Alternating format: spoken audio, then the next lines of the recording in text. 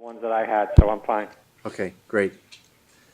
Then I think we can move on.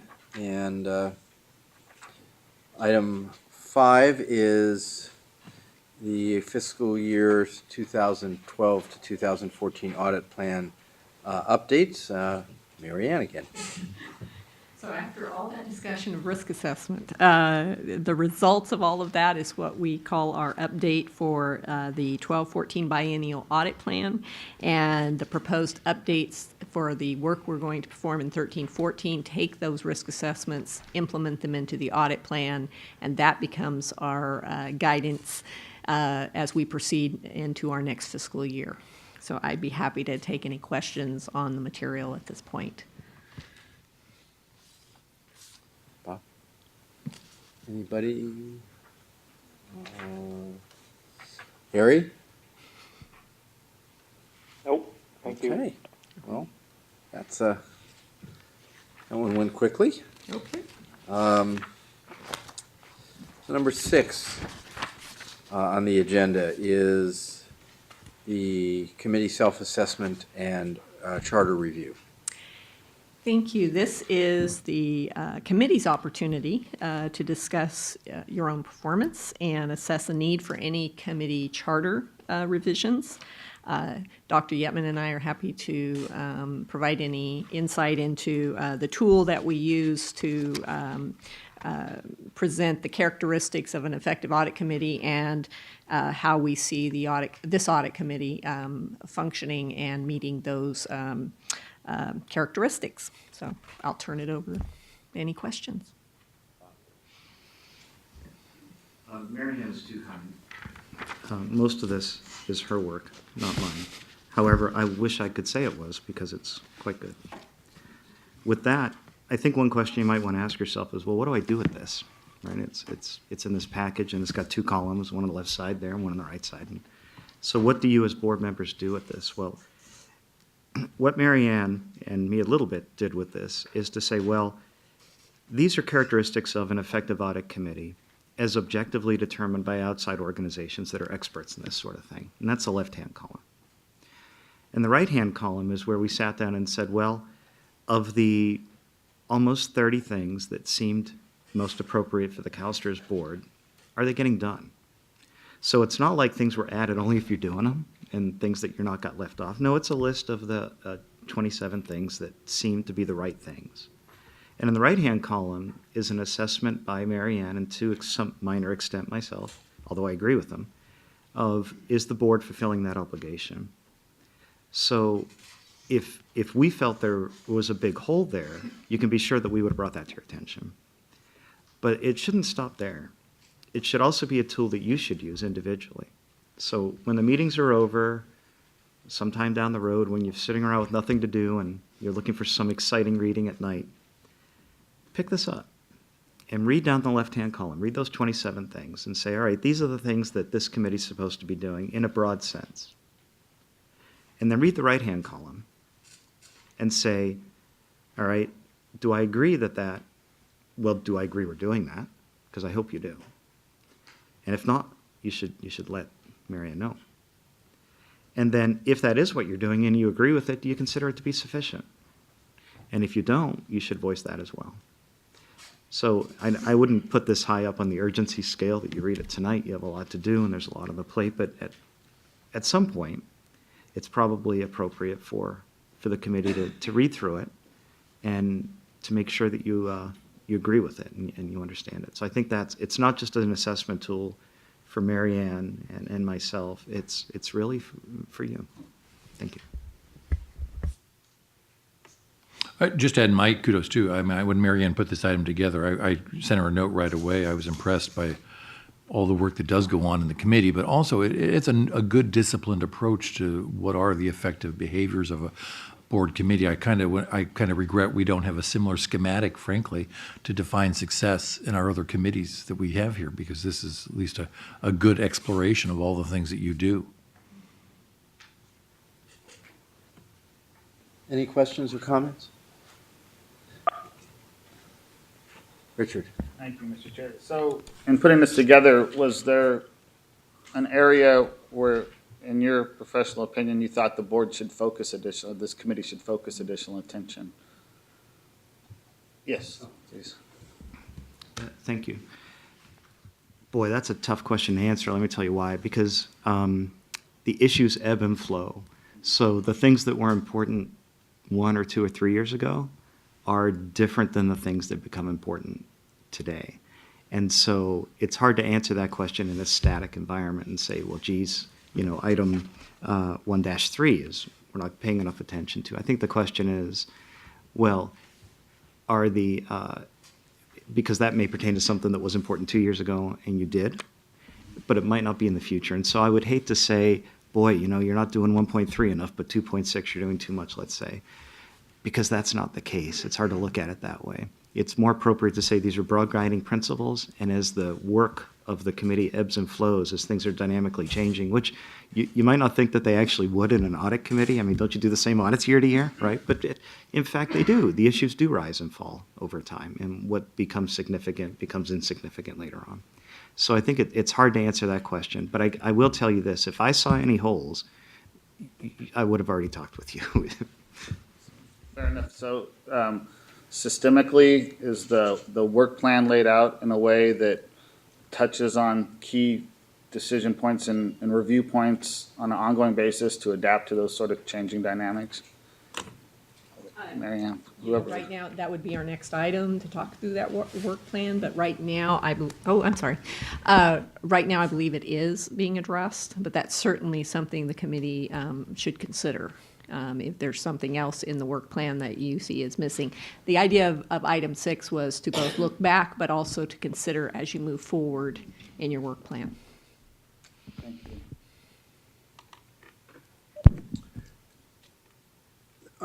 One question that I had, and this is extremely helpful in terms of I think identifying what it is that the committee should feel comfortable that we are doing a good job of, and I think we are doing a good job in many of these, and I think Bob's suggestion that we late at night take a look and say, honestly, are we doing a good job on all of these? There's probably some places where we can improve. One of the things, though, that came up a couple of times here was the concept of training and continuing education on issues, and I know we have the board in general is strongly encouraged to get educational opportunities and training opportunities. But I guess I'm not aware that we've come up with or had made available or identified focused areas for the responsibilities that we have as the Audit and Risk Management Committee. There's a lot on investments, for example, but and I know we do some continuing education. I know the suggestion on next meeting agenda is to talk about the new GASB rules, and we've had some education on them, and it's obviously extremely important, and anything that staff can do to educate me on that would be appreciated, because it's still extremely confusing.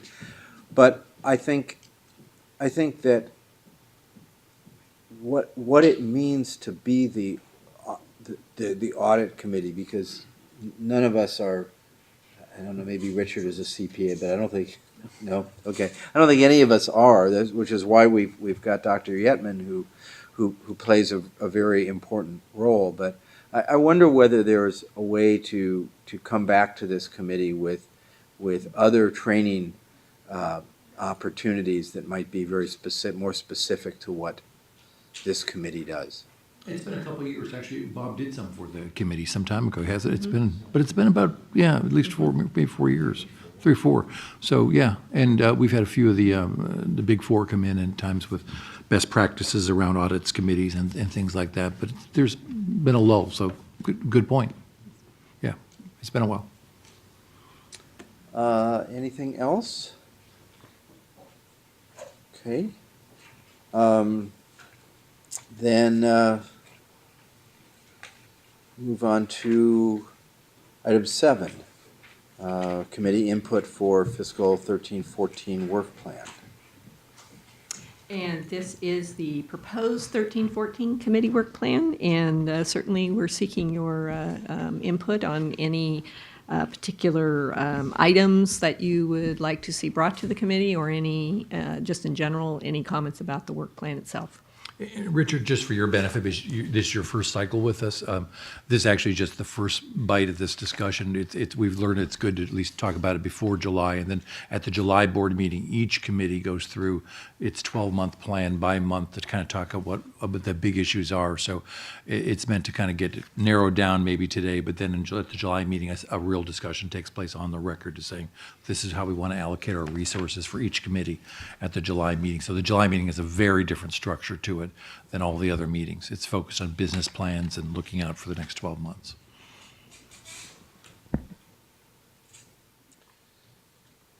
Does the committee have any, oh, I'm sorry, Bob. Thank you, Mr. Chairman. Mary Ann, so I see in September you're going to talk about 67 for a half hour. What are you going to say? That's a proposal. Okay. And actually, I would be turning that over to Robin. Because I have an alternative proposal.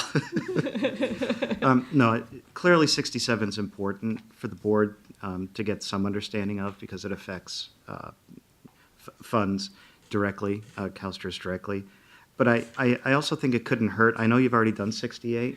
The board may recall that GASB 68 and 67 both came out sort of at the same time. And 68, the effect of 68, as you may recall, is it's likely to require employers or school districts themselves to change the amount of liabilities that they may have to report on their balance sheets, and there may be some significant effects to that. There, in some cases, I think we heard that equity they might just run out of equity. There might be so many assets. And now this doesn't have to be, is it 2016?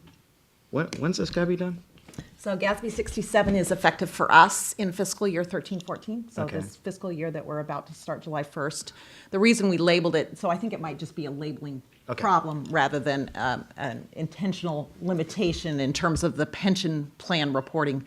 But it's really the pension plan reporting, as it will illuminate our financial statements and also the information that we need to provide to our employers so they can incorporate it in their financial statements in the following period. Because 68, which is their statement, is effective for their fiscal years 14-15. But in order for them to deploy, we have to deploy in advance. So again, I think the error is in the presentation language on the work plan rather than the intention of the item. Perfect. Sorry perfect. about that. And if it's possible, I know that you won't know the results of 68 because it won't have been implemented by next year, but my guess is that one of the things that the board might get asked in the public sphere would be the effects of 68, because there's an expectation that it could be significant. And just a quick refresher and reminder of the board of what the effects of 68 might look like and might happen. And then if you've heard anything from the local employers of what they say about it, I think even though that doesn't affect directly the financial statements of CalSTRS, it seems like something that the board might be interested in hearing. Absolutely, and that certainly will be our focus, is not only because we're delivering the information for their use and the true impact of this in terms of the market really has to do with capitalization and financing. And then I'm also very concerned about the differences in the kinds of information that are going to be presented on the accounting front versus the information that's presented actuarially for funding and valuation purposes. And then the same is true in the investment world on performance versus the accounting. We're going to see divergence in all three of those areas. So accounting for investments and accounting for funding is going to look different than performance for investments and the funding or actuarial analysis on the funding position. So that's certainly a concern as the preparer of the statements, is the communication that needs to go to articulate the fact that these numbers are constructed differently. And if you compare them to other data, you're going to see that divergence. And how do we do that crosswalk? So That's all good stuff.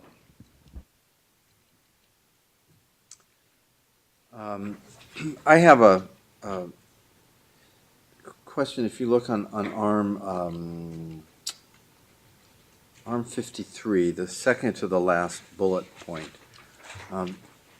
maybe it's my continuing confusion about where we're allocating the responsibility for identification of management of risk versus the evaluation of whether risks are being addressed. But that second to the last bullet point says, provide the policy and framework for an effective system of enterprise-wide risk management. And then my sense was that's not this committee's responsibility, but then the next phrase is, and provide the mechanisms for periodic assessment of the system of risk management, and that is the responsibility of audit services in this committee. Is that an accurate distinction?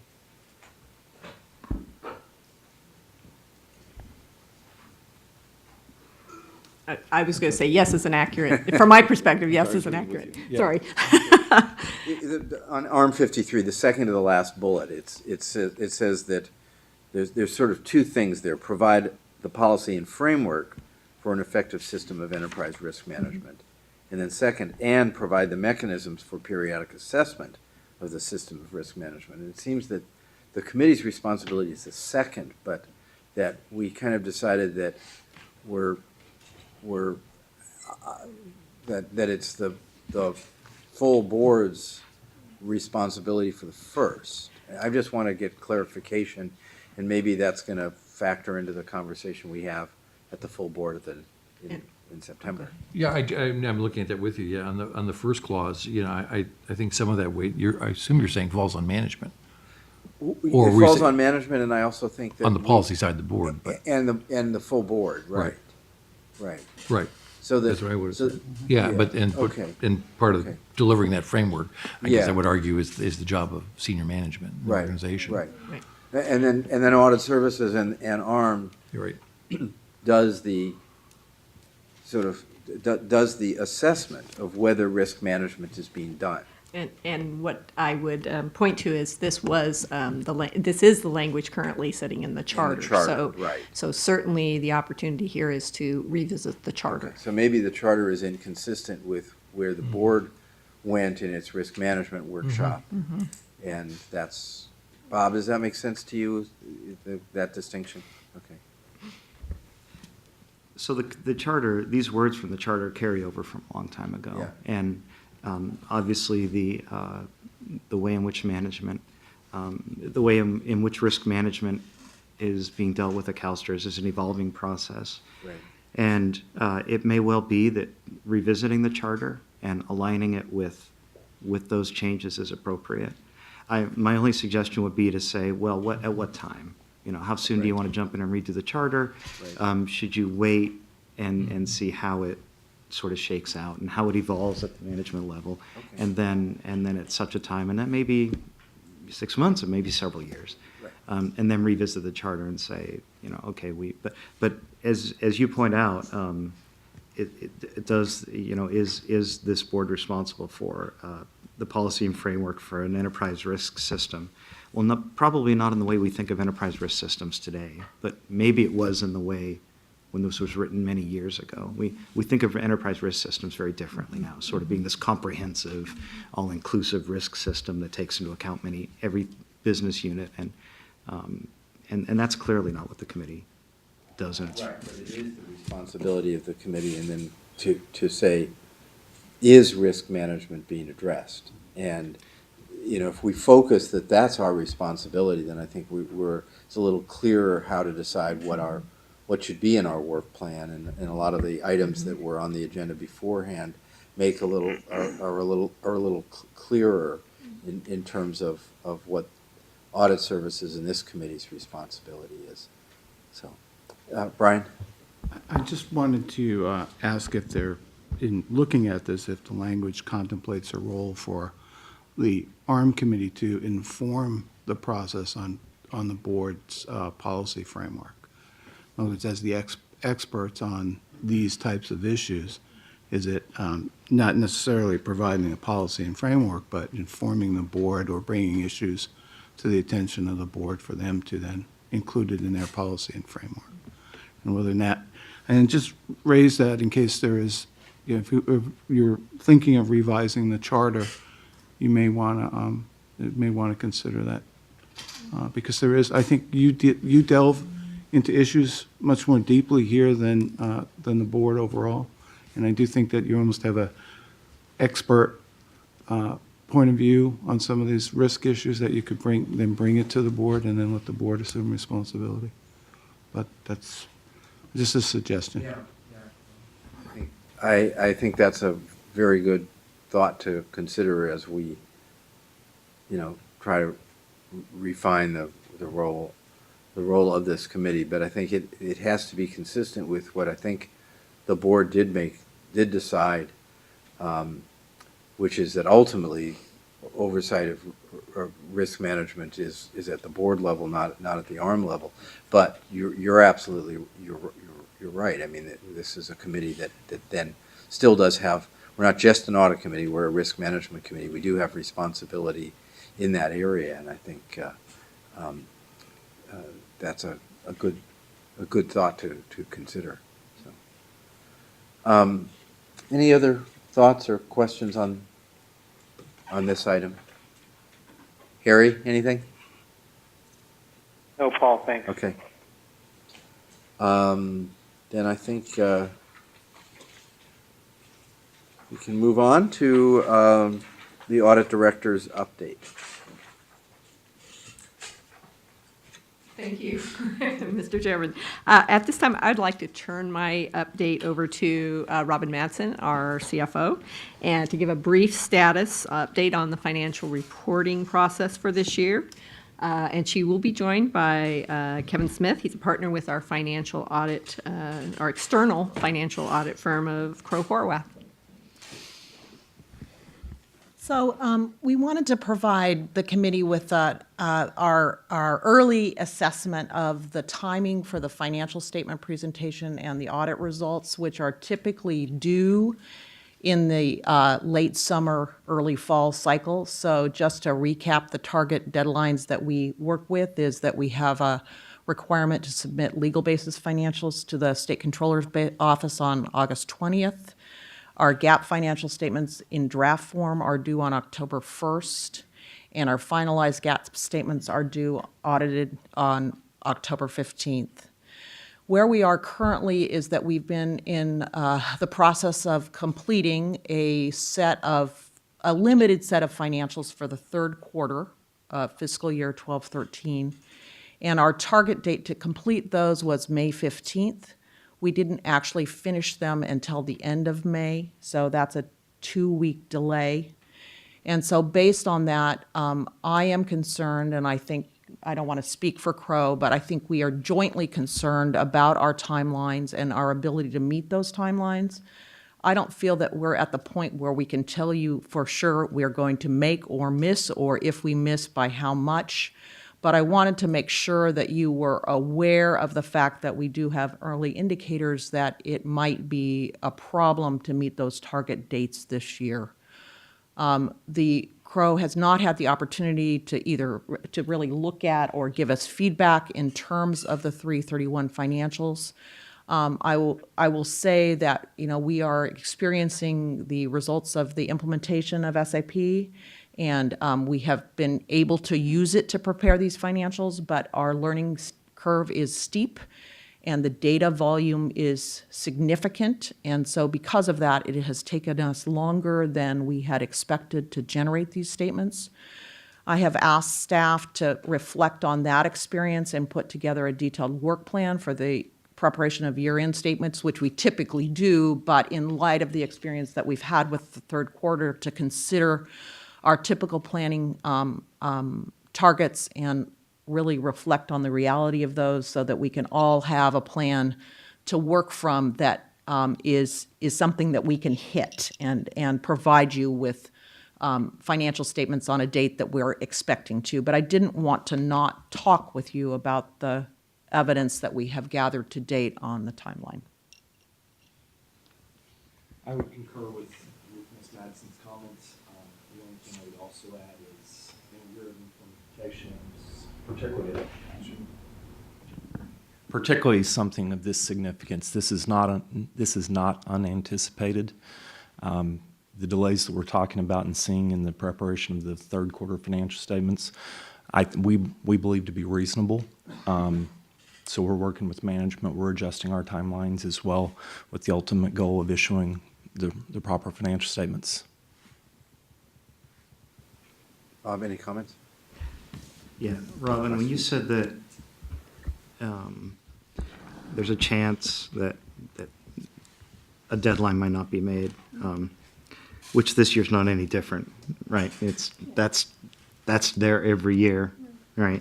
But everyone's just sort of addicted to the idea that you're just somehow going to get it done. But I think we need to realize that sometimes it doesn't always work out that way. Nonetheless, when you said deadlines, I just want to make sure that I know which ones you're talking about. You're not talking about the roll-up into the 1231 CAFR, right?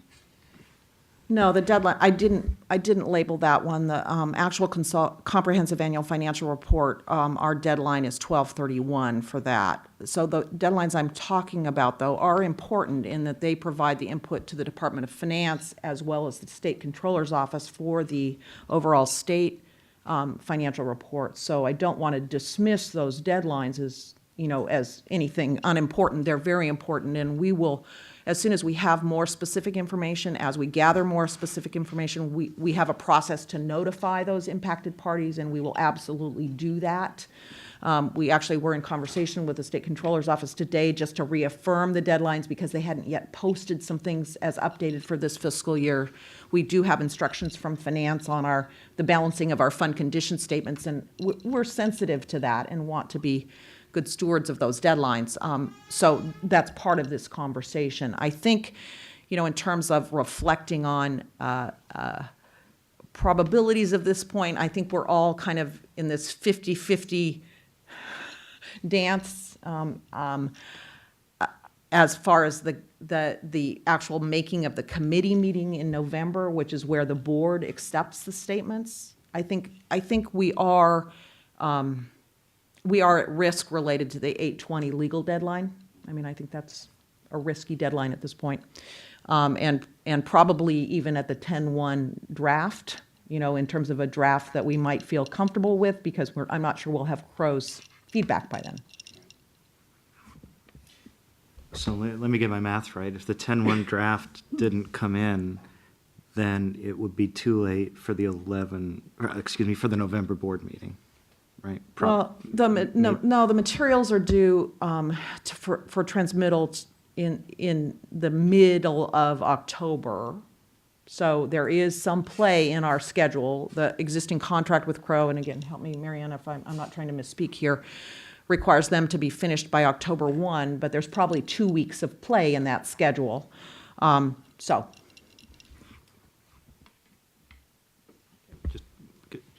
you, Mr. Chair. Just one last question. So what percentage of the possible delay would you attribute to the implementation of SAP, which I guess I think of as sort of like, so you used to own a Chevy Vega, then you go buy yourself a Audi A8, and so you crawl into the cockpit. A Tesla. It's not even a driver's seat, it's a cockpit. And you've got all these buttons and gauges and numbers everywhere. Now, it's going to drive a lot better, but you're not really sure how to drive it yet. So how much of this would you attribute to that very issue? And I guess what I want to make sure is I just want to know how much is attributable to that versus how much is not. So I don't want to say 100% because it's never 100%, but it's leaning that way. And it's not because based on the information we have now, the system isn't working. It's just my metaphor is we've gone from a rowboat to an ocean liner. So we're really learning how to run the thing because that's the difference in the scale of information. We also have pieces that did not get implemented with Release 1 that are reporting tools that are designed to help us with our analysis. And so we're both learning those and trying to use them simultaneously. So, and we are all learning. So that's where I can't say it's the machine's fault. We have to drive it. Mr. Smith, do you agree with that? I do. I would have said 100%. Richard? Thank you, Mr. Chair. So, Robert, do you have vendor support sort of and transfer knowledge, and are vendor resources available and on site to help you and your team sort of learn the system and produce the information you need to produce? That's question one, and I have a follow-up after that. So the answer is yes, and we do have an item coming to the full board on Friday to ask for an additional couple of months of transition support, given the scale of the system deployment that we're experiencing. We have multiple layers of support. We have a managed services support, which really is running the system, keeping it upright. And then we have actual transition support with subject matter expertise from the vendor. I have a team of staff that has partnered with the vendor all the way along on the functional side, who participated in the design and deployment of the system. Those staff are permanently in place to support the system. And then I think we've, again, we're not there, but I think we've done a measurable, we have a measurable success in terms of, in our business ownership, understanding the system. Not necessarily perfectly yet, but certainly we know how it's supposed to work and how we're supposed to work with it, and we're going through that change. So I think I would answer your question in terms of support. Yes, we have it. We need a little bit more, so there's an ask for that in the Friday agenda, and we're managing that support very actively. And is the vendor contractually obligated to help produce financial year-end data by certain points in time? Or are they obligated to provide sort of transfer of knowledge and standing, shoulder to shoulder with your folks as you work through the process of producing your own reports? I don't know if that was an either or, but it's the latter. So they're obligated contractually to support us in producing the financials. In fact, we're very clear on the fact that they're not supposed to be in our production system at all. So we are the owner of the system and the data, and they're there to help us use the tool in ways that get us to the results. But they're not contractually obligated to some deadline with respect to you meeting your reporting requirements? Yes, they are, in terms of the actual delivery of the tools. And so we've got a year-end rehearsal going on. So we're practicing closing SAP and rolling into the new year from both, from three perspectives: procurement, budget, and accounting. We have to roll the year. So right now, in fact, this week, we successfully practiced turning the budget over. We're going to finish practicing turning the accounting system over. So I guess the nuance I'm trying to articulate here, and maybe not very well, is that we own the data and the system at this point. They're obligated to support us in that use for this period of time. And that includes specific obligations around the year-end process. And have they met their obligations with respect to providing the tools in an operational state as called for in their contract? We are behind schedule. So it's the same, we've had a schedule issue all along, and we still have a schedule issue. And then one last question, if I could, Mr. Chair. What are the ramifications from external entities for not meeting these reporting requirements to the organization? Well, I mean, luckily, we haven't not met them here before, so I don't have specific experience here. I have had experience in a prior life with not meeting deadlines and working with an organization to comply. I will tell you that the action, once we have more specific information to plan from, will be to be in contact with all of the impacted parties and determine, what we can do to mitigate any risk we would put on the State Controller's Office and the Department of Finance and the Treasurer's Office as it relates to bond issuance around this situation, should it come to fruition that we're not able to hit that 10-15 gap, which I think is, a critical deadline. I guess the question I'm trying to drive at, and maybe I'm not, would the board know in sufficient time what potential consequences of not meeting the deadlines were, such that they could do something to help you meet the deadlines, if that makes any sense? I mean, it's kind of a chicken and egg thing, but if the consequences were dire, I think the board might, or the committee might want to know if there was other actions they could do to help mitigate this risk. But would we know, sort of the consequences in time to make an informed decision about whether or not sort of the, the costs warrant the, Well, I can certainly take away an action item to make contact with the parties to whom we provide the information, and provide that information back in July or at another opportunity. I haven't had that conversation yet, and I'm reluctant to say what the date is because I'm still in that process of planning. We've just finished the 331. We're actively working with Crow. So at a certain level, I'm premature in coming to you because I don't have those answers. But at the same time, I had enough information that I felt uncomfortable not coming to you. So it's a catch-22.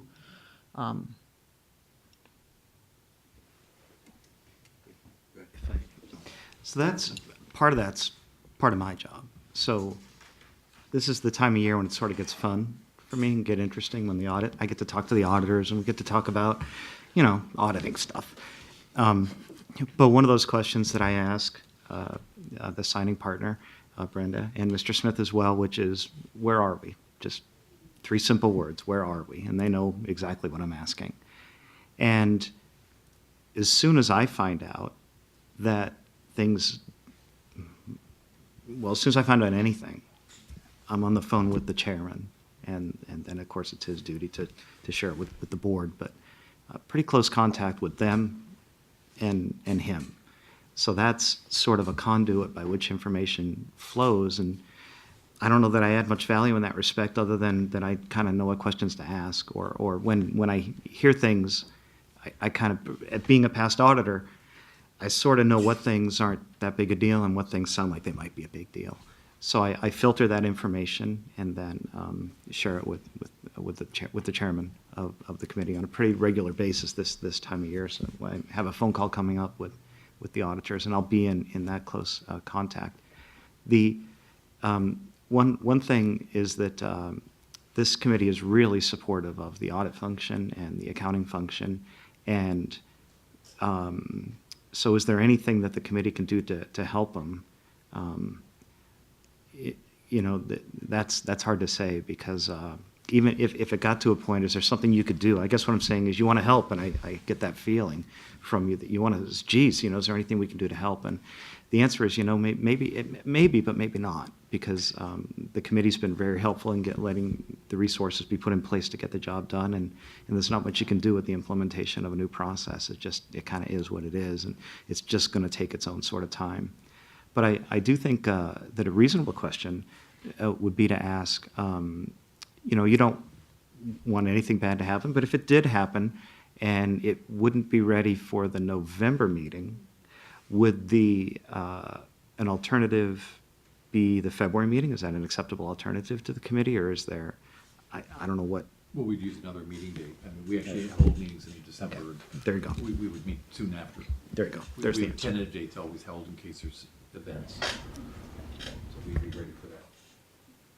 but there's, prior to that, there's activities with respect to closing current year end. Is that what I heard you say at the beginning? Is that part of what's in jeopardy here?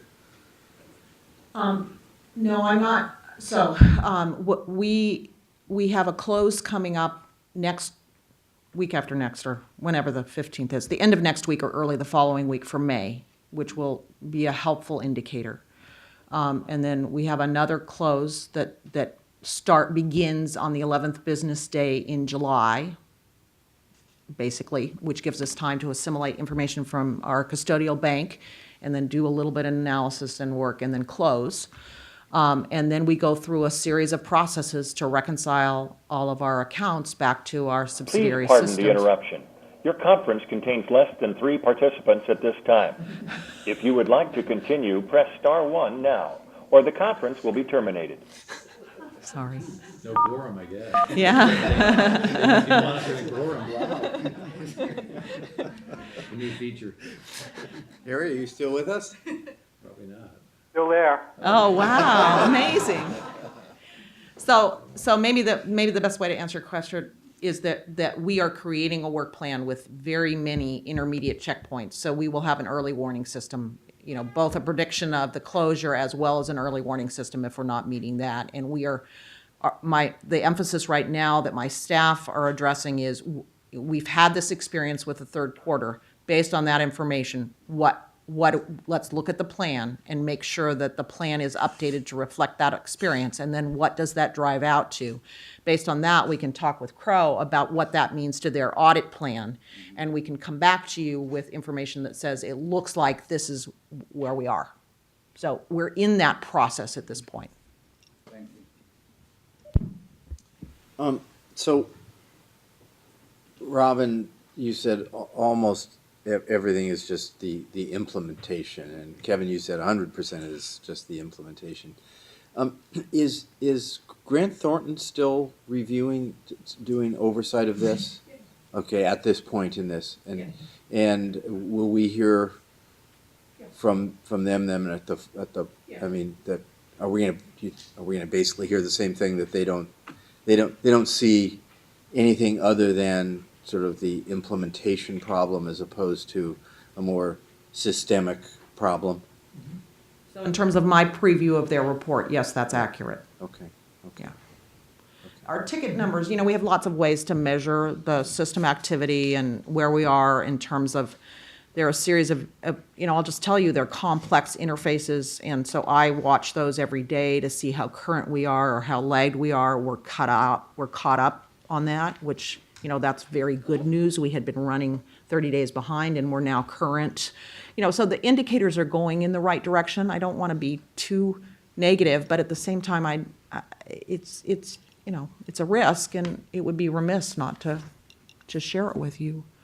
So yes, we have indicators in terms of the operations. We have the oversight. We watch tickets. I get a weekly report on the number of tickets, I actually look at the kinds of things that are coming through, what we call the break fix or the warranty activity versus the change, which is a natural outcome of a new system. Once you see it and use it, you wish the door were over here instead of here. So we're looking at that. Great. Any other questions or comments on this? Thank you both. Mary Ann, anything more to your report? No. Okay. Then we can move on to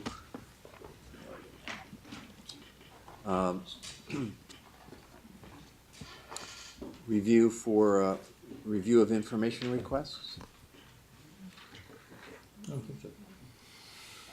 I had just mentioned that when we get the results of the audits for the year, that once they're done, that we get some feedback on them by risk class. Well, I think I owe you some status information at some point on that. Yeah. Right. Okay. The draft agenda then for the next meeting. Any questions, comments, requests for additions? Okay. Seeing none. Then opportunity for statements from the public. Anybody want to speak? Okay. Seeing nobody, I think we're done then. Thank you.